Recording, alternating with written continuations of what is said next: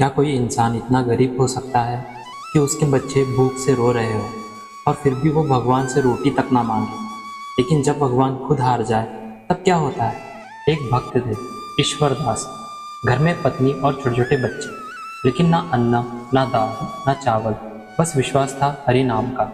एक दिन बच्चे जोर जोर से रोने लगे। पत्नी परेशान होकर बोली, इनको भूख लगी है, घर में कुछ भी नहीं है। ईश्वरदास ने बच्चों को गोद में लिया, खाली कढ़ाई चढ़ाई, उसमें सिर्फ पानी डाला और मुस्कुराकर बोले बच्चों से, देखो दाल पक रही है, तब तक हरि नाम सुनो। और हरि कथा सुनते सुनते बच्चों को सुला दिया। उधर भगवान ये सब देख रहे थे। भक्त की ये दशा उनसे देखी नहीं गई। लेकिन तभी पत्नी ने आग्रह किया कि आप भगवान से प्रार्थना क्यों नहीं करते कि थोड़ा अन्न मांग लीजिए।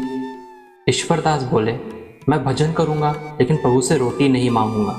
चाहे यह शरीर भूखा रह जाए, चाहे प्राण ही क्यों ना निकल जाए, लेकिन मैं भगवान से अन्न धन वैभव नहीं मांगूंगा। ये सब तो कर्म और प्रारब्ध से मिलने वाली वस्तु है। इन छोटी बातों के लिए मैं अपने ठाकुर जी को क्यों कष्ट दूं। अगर कुछ मांगना ही है तो मैं अपने प्रभु को ही मांगूंगा।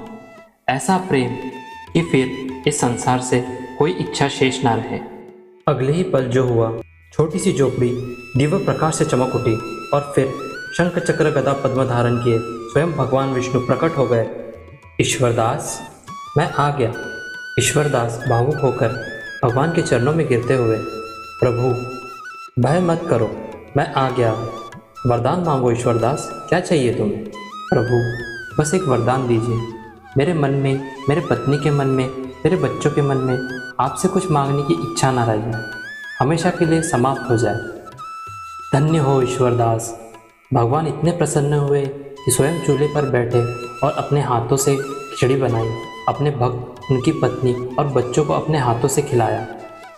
जैसे ही सब तृप्त हुए, भगवान बोले, अब तुम्हारी लीला पूर्ण हुई, चलो मेरे साथ। और उसी क्षण ईश्वरदास, उनका परिवार, यहाँ तक कि उनकी कमज़ोर घोड़ी भी, सबको भगवान ने मोक्ष दे दिया और वैकुंठ प्रस्थान कर गए। भक्त की पुकार कभी व्यर्थ नहीं जाती। लेकिन जो भक्त भगवान से संसार नहीं मांगता, भगवान स्वयं उसका संसार बन जाते हैं। जो प्रभु को पा लेता है, उसे फिर कुछ और पाने की आवश्यकता नहीं रहती। राधे राधे।